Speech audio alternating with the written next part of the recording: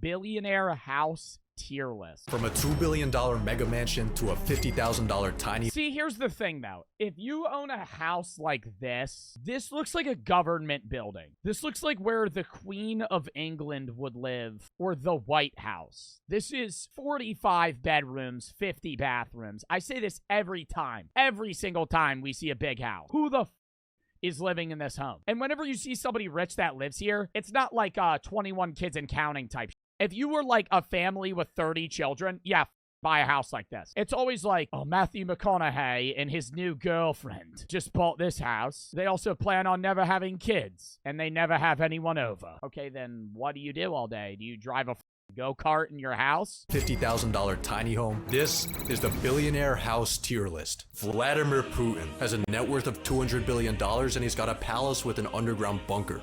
S tier. Mark Zuckerberg bought 1,000 football fields of land in Hawaii so he could build a massive compound with a self- Dude, that scares me when they do that. When billionaires build bunkers that are this, capable of stopping, nuclear blasts and like they know something we don't. Sustainable underground bunker, over a dozen houses including 2 mansions and a web of disc-shaped tree houses connected by rope bridges. Solid B tier. In 1984, Steve Jobs bought a California mansion called the Jackling House. It was designed in 1925 by famous architect George Washington Smith for famous rich guy Daniel Jackling. Steve Jobs wanted to burn it down. Yo, Steve Jobs kind of looking like a hunk, dude. No lie. That's Steve? That's Steve? I don't remember Steve like that. I remember, oh, make me sweat a little bit here, Steve. Jobs wanted to burn it down. California said no because of its historical significance. Steve Jobs really wanted to burn it down. He went on record calling the house a dump. He said Jackling had no taste and that George Washington Smith was a nobody. He then abandoned the house and let it rot for 10 years. The house became such a mess that he was finally given permission to destroy it. 8 months later, he died, making the brutal destruction of this innocent house one of Steve Jobs' final victories. I don't get why he hated on this house so much. I'd say it's a strong C tier. World famous pharmaceutical salesman El Chapo had a peak. Would he have lived if he didn't do like the pseudoscience route when he had cancer? I don't know if there's like a definitive thing on that, but I know that he got diagnosed and then he started doing like alternative medicine. And I have such a hatred for alternative medicine because alternative medicine, do it. Right? If you think it works, whatever. But don't do alternative medicine and not do proven, scientifically researched methods of medication when you're going through something as serious as cancer. Net worth of $12 billion. He was said to have houses at every single beach and a ranch in every single state. He also had the government looking for him at every single state. So rather than living in his luxurious... Dude, did you guys see what El Chapo... I mean, El Chapo had some crazy mansions, but now he's in, like, a high max security prison in, like, the middle of the fucking United States for the rest of his life. He never gets to see his family, and he has to be inside 23 hours a day in one cell alone. He's in a supermax prison in the middle of nowhere in Colorado. He sits in a cell all fucking day alone. Just mansions. He was forced to stay in discreet safe houses to avoid the law. These I'll lose my mind. No, I think we watched a video about what he has to do every day. Anybody would lose their mind in that state. Homes had hidden escape routes connecting Chapo to a network of underground tunnels that allowed him to escape capture and keep his drug empire running. This man was a Harriet Tubman of crack. Solid F tier. Donald Trump's official residence. I thought you were rating their houses, not them. Is a 17-acre Florida resort called Mar-a-Lago. After buying it in 1985, Donald made a few changes. In his yard, he put an 80-foot-tall American flag. Oh, no. In his bathroom, he added a few classified documents from the White House. But the biggest change he made was turning the... Dude, the Mario soundtrack in the back. He had a few documents from the White House he wasn't allowed to bring. Wah! Exclusive club. For a $200,000 entry fee, you could become a Mar-a-Lago member and hang out with rich people, like Jeffrey Epstein. He was a member of Trump's club until 2007, when he got kicked out for hitting on a teenager. Classic.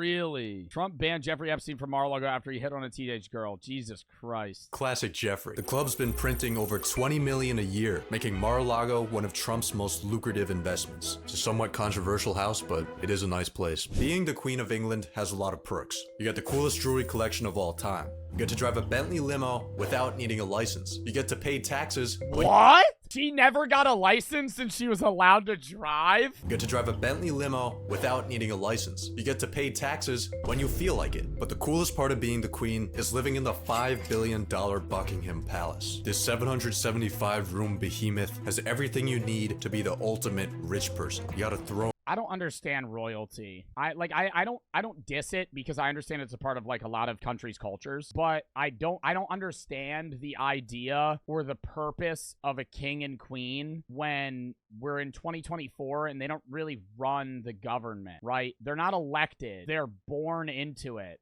from 700 fucking years ago when their great granddad fought and became king. And so now every person in their generation will be a celebrity off of the fact that they're just a king or queen. It's weird because they didn't do anything, you know? Like every famous, that's what's so weird about kings and queens in 2024. Way back then, it's different when it was like the fucking 1200s, right? And there was like wars over religion and church and state and all this other stuff. But today, if you're somebody that has like fame, like if you're like Post Malone or some shit like that, or even like an elected president, you did something to achieve power and fame, whereas kings and queens are just born famous and rich. And I mean, you could say that about like other rich people, but like they're literally born as royalty, but they didn't earn it. A multi-billion-dollar art gallery, London's biggest private garden, and an ATM in your basement so you can take out a brick and flex on your 800 staff members. This place is so big, it has its own zip code. I think I'm too poor to even be looking at this house. Larry Page, the co-founder of Google, has 5 private islands. What is Larry Page doing on his 5 private islands? Nearby locals haven't noticed anything unusual except for a few helicopters. But in a 2013 conference, we may have gotten a glimpse into the answer. So there's many exciting and important things you could do that you just can't do because they're illegal. So maybe we should set aside a small part of the Like world. there's so many things, like fun things that we could do that are like, you know, great lucrative business opportunities, but it's kind of a pain because they're illegal. And what should we be doing in this scenario, right? Like I bought all these private islands and I'm sitting here and all I want to do is own and run a death ring. World where we can try out some new things and figure out what is the effect on society, what's the effect on people. So in case you can't read between the lines, Larry Page is using his islands to perform human experiments on children.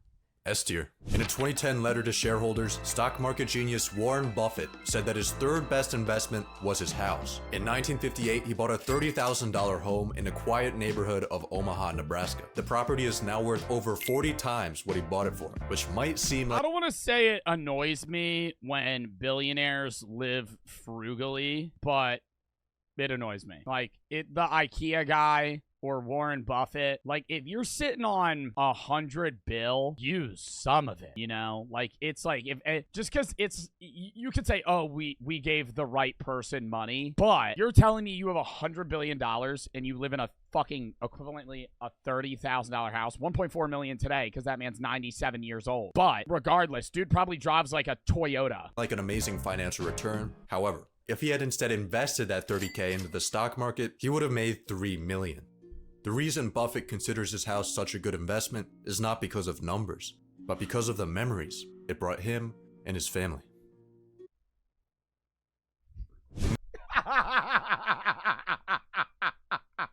Mukesh Ambani, the richest man in India, He owns a whole fucking skyscraper. This is probably the coolest house. What a waste, though. It's right next to the slums. This is like fuck. Now, that's where like the gauge of, obviously I don't think anybody should be a billionaire, but this is like the fucked up range of billionaires, where there's billionaires like Warren Buffett who don't spend any money, and then Mukesh Ambani who buys a fucking $2 billion skyscraper in right next to the slums of India, where like literal like people in fucking poverty that are struggling to fucking eat and survive are like a mile away from him. story mega mansion in the middle of the hood.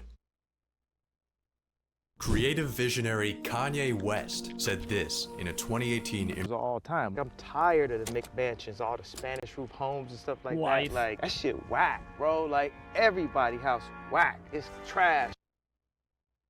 Kanye bought this house in 2023. It was originally a church in Los Angeles that he planned to use for his Donda Academy school, but it's since been left to rot. In 2019, Kanye started building massive dome-shaped structures inspired by Star Wars that he believed would revolutionize affordable housing. He was seconds away from solving the homelessness. How would a dome-shaped house fucking revolutionize housing or help homeless people? I feel like a dome-shaped house is probably the biggest waste of space. Crisis when California shut him down because they already have tents for that. Recently, Kanye bought a $57 million Malibu home, paid someone 20 grand a week to destroy it, then listed it back up for sale for $4 million less than what he bought it for. And on top of that, the guy that he paid to destroy it, turns out he never paid him. So now he's also getting sued. After taking L after L after L, Kanye Why'd he pay the guy to destroy it just to fucking sell it? officially announced that he would be building a 100,000 acre city in the Middle East.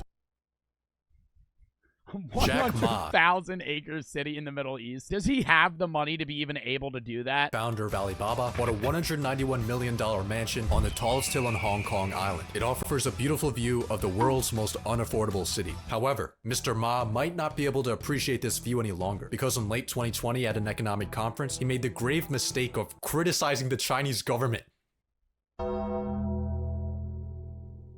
Jack Did Ma they never find him? He disappeared from public view in 2020, resurfaced 3 years later in the middle of Thailand. isn't dead, by the way. He ended up reappearing in China a few months later. Hopefully Supreme Leader Xi Jinping let him keep his cool house. Michael Jordan's mansion could be yours for $14,855,000. Dude, I'm pretty sure this house is, yeah, I was gonna say, this house has been listed for so fucking long. I remember 3 years ago when the Powerball was really big, my friend said he would buy this house if he became a billionaire. Why has no one bought this home? It's probably just too expensive, and it's fucking Illinois. For $14,855,000. Probably why it's not selling. It's actually been on sale for over a decade. The main reason no one's buying it is because it's in Illinois.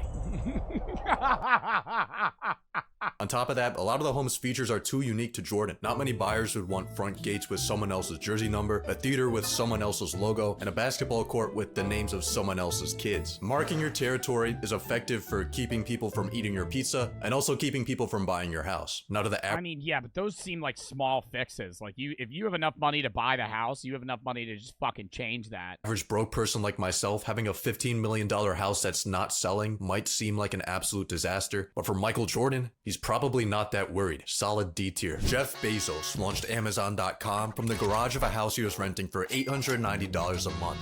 He's now the 25th largest landowner in the United States. Jeff has properties all across the country. His main home was a $10 million mansion in Washington until 2023 when he moved to Florida so he could be closer to his family. I never understand when they buy, like, 20 homes, though. Like, I'd get if you're a billionaire buying one, maybe two big-ass houses on, like, both sides of the United States. But what the fuck is the point in buying fucking 45 different houses in random-ass areas, and they never go to them? And further from the IRS. He lives on a man-made island off the coast of Miami, where he bought a $68 million mansion. 2 months later, he spent $79 million on the one next door. Why? Why? Are you trying to get rid of your fucking neighbors? Like, that's the only way that I would understand this. And even then, you just bought $68 million house. Okay, I'm gonna buy the one next door. For what? Privacy? Privacy? Bro, you actually think that's why? I would get if it's privacy, but it's not like he's living next to, like, middle-class people. You're living next to other rich-ass motherfuckers, right? If you're Jeff Bezos and you buy this $68 million house, whoever lives in this $79 million house probably doesn't care that you're Jeff Bezos. It's a pretty chill place, I'd say B tier, but he's also evading taxes, so that bumps him up to A tier. Saudi Crown Prince Mohammed bin Salman. Oh, this is gonna be a $400 million mega mansion. Dropped $300 mil on a French $300 million.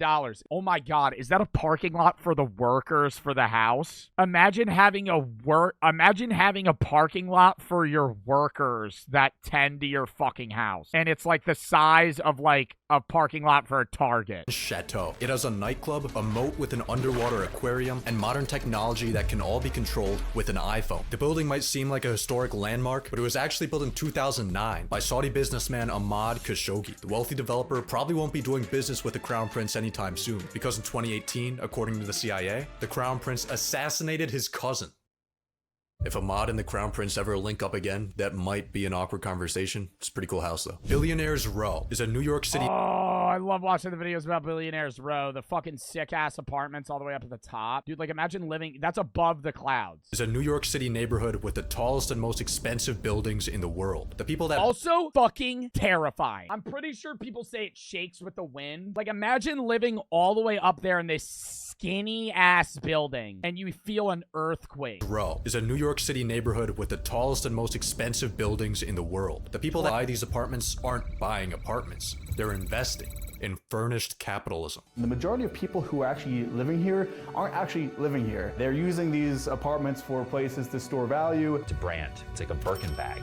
Where do you live? 157. Where do you live? 111. Where do you live? 220. In 2019, billionaire investor... What? They don't live there? So it's just an empty ass fucking... For the most part, it's like empty ass fucking rooms. Like 80% of the fucking rooms, no one's in. So when you're talking to a billionaire, oh, I just bought a house on Billionaires Row. Oh, which one did you buy? It's like showing somebody your Jordans. It's like the same thing as saying, yeah, I just bought the Royal Blues. Wow, I just bought 110. Ken Griffin bought 4 floors of 220 Central Park South for $238 million, making it the most expensive real estate purchase in the United States. 220 holds the most desirable view in the city, being Dude. of real estate purchase in the United States. 220 holds the most desirable... Imagine waking up and looking out of your fucking window and seeing that. I would love to have that. I would love to have that. I would love to have a sick-ass apartment in Tokyo. And then I would also love to have a sick-ass place in the middle of Switzerland on the Alps and you can look at mountains. If I won the Powerball,